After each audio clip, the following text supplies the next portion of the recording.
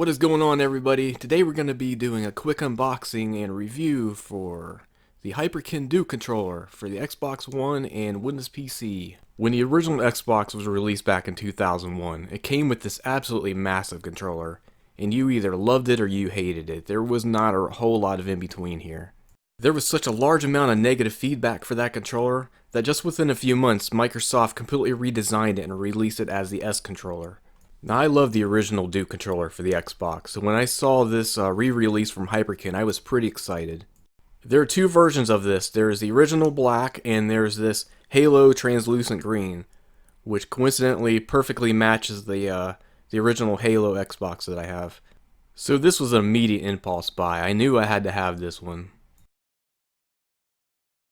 Let's get this out of the box and see how it feels. Alright, so it comes packaged really well in this foam, in a nice box.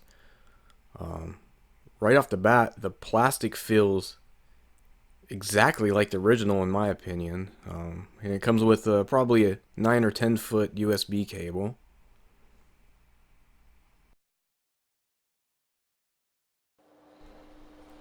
So it does feel just a tad bit heavier than the original. That's not exactly a bad thing, but I will tell you, this controller is a heavy controller compared to modern controllers. The triggers feel a little bit different. They definitely feel better than the originals. The control sticks feel fantastic. There's no slop to them. Something feels a little bit different about the D-pad. You still have the start and select buttons in pretty much the normal spot. Here's the big difference you're going to see at the top. The white and the black button are now your two RB and LB buttons. And right in the middle there, that's going to be the port for your USB controller. Now this thing's not wireless, and that's probably going to put a lot of people off, especially considering the $70 price tag. For me, it's not that big a deal. The cable's pretty long. I don't think you're going to have a problem like reaching your couch or wherever you're going to be playing from anyways. Now this thing is solid. I mean, it's built like a damn tank. Compared to other third-party controllers, so far this thing feels pretty authentic to the original as far as build quality. And so far, I'd say it probably even surpasses the original.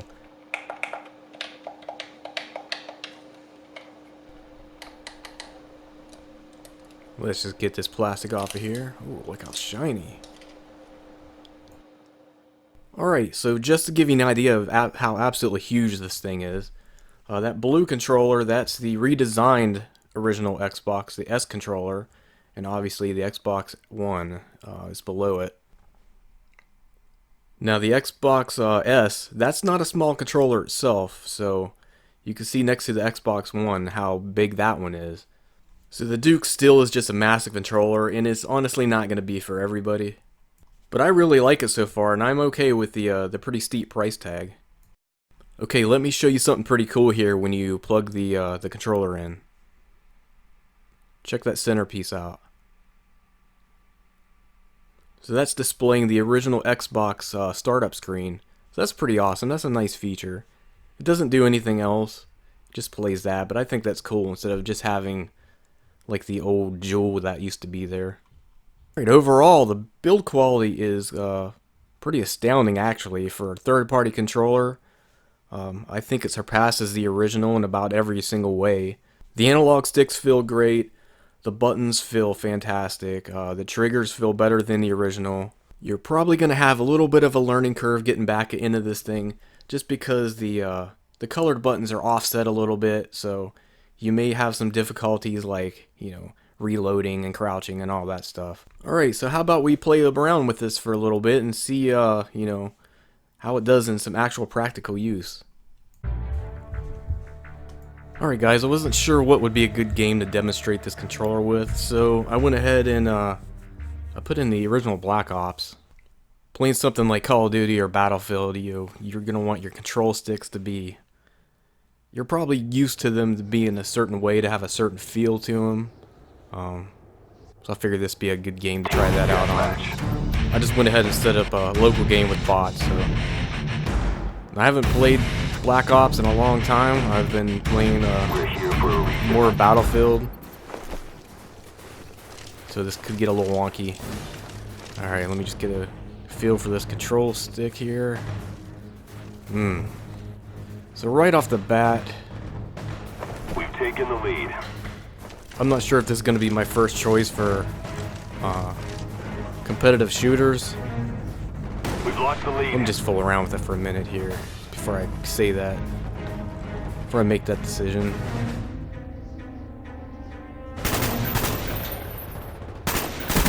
Yeah.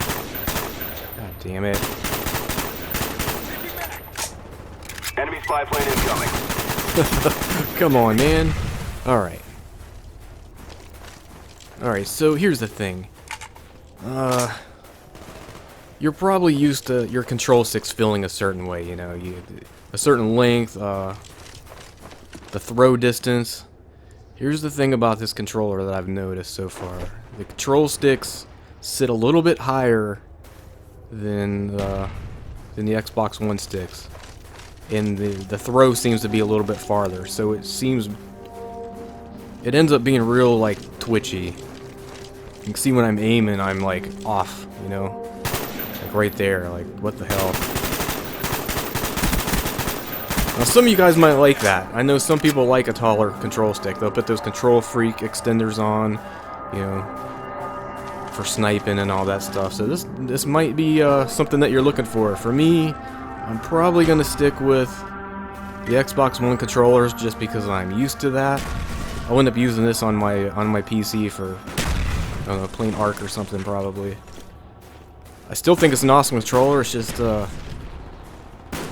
take me a while to get used to this, to play with it, you know. It's a little bit of a step back. I don't like my analog sticks being so high for this type of game. Enemy mortar team spotted. Take cover. We'll play with it some more. Maybe we'll end up getting used to it. Your equipment is gone.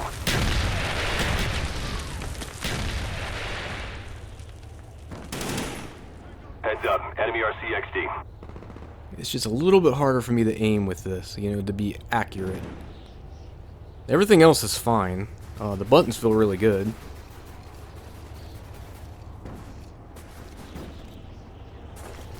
It's just a little bit longer of throw in the analog sticks, and they're just a tad bit higher. I can't get that, like, I'm not as precise. Friendly RCXD. Come on, buddy, get up. With a game like this, like, you need those fast reflexes, and I just don't have it with this controller. At least not right now. I imagine with some practice, like, I'd get a lot better with it, but... Get off of there, man. Oh, man, I missed this. This might be the best weapon in any game. I love this little RC car. Got so many kills with this car. Man, I really miss Black Ops. It just isn't the same anymore. I know this isn't a Black Ops review, but I hate the Call of Duties now. They just don't hold a candle to this game.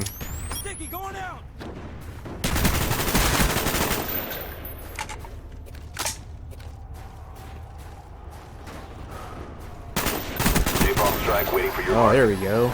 Little napalm strike. counter spy planes in the air.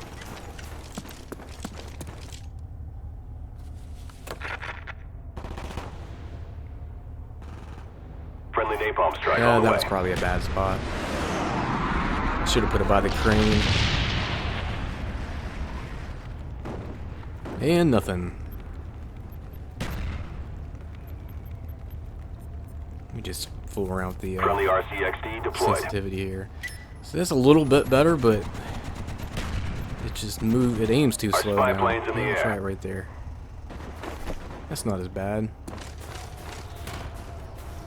Still just a little bit. Like because of the throw distance of that stick, I ended up I'm just not as precise with aiming. That's just me though. Like I said, a lot of people like the taller control stick, or maybe a little bit more throw distance.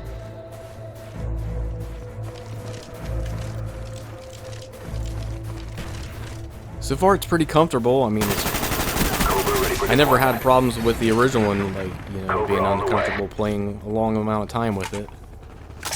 I don't expect this will be any different.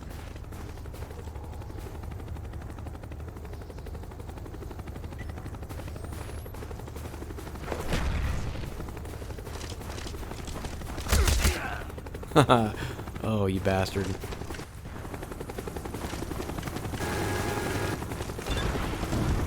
Oh man, they took out my helicopter already. Oh well. Oh, I got one kill there. Something must have exploded.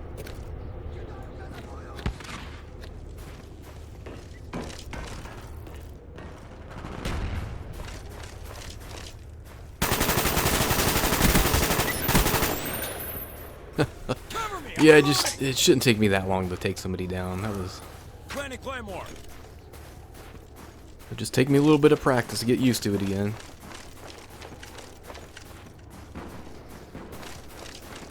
Alright, so overall, I still think it's a great controller. It feels awesome. The sticks are good. You know, they don't have that typical, like, Mad Catz, just cheap feel to them. As far as build goes, I think it's a step up above the original controller. They've improved upon it about every single way you could think of. Friendly RCXD deployed. That light up jewel in the middle is a pretty cool touch. I really like that. Completely useless, but it's cool, you know. That's what this controller is really. It's just about coolness and nostalgia. The price tag's a little steep at $69, but for a collector, Spy planes you in the know, air. whatever. I think it's worth it. It was worth it to me anyways, and that's all that matters.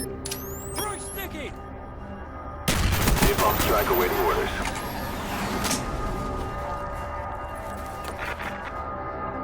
Friendly napalm strike on the way.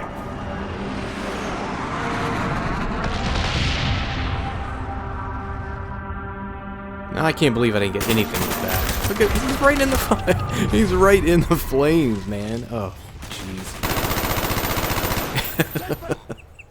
Get out of here.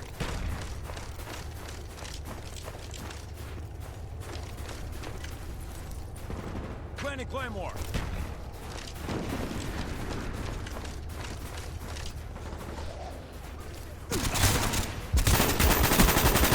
Enemy spy plane above. Alright guys, well, thanks for stopping by and sitting through this review. Overall, I'm really happy with the controller so far. I'm gonna bring it back here and put on my Windows PC and play some Ark with it. Let me know in the comments if you've got the controller, what you think of it. You know, I'd be interested in what you guys think of the old Duke controller, redesigned by Hyperkin. It's a cool controller. So just go out and pick it up. Alright guys, thanks for watching.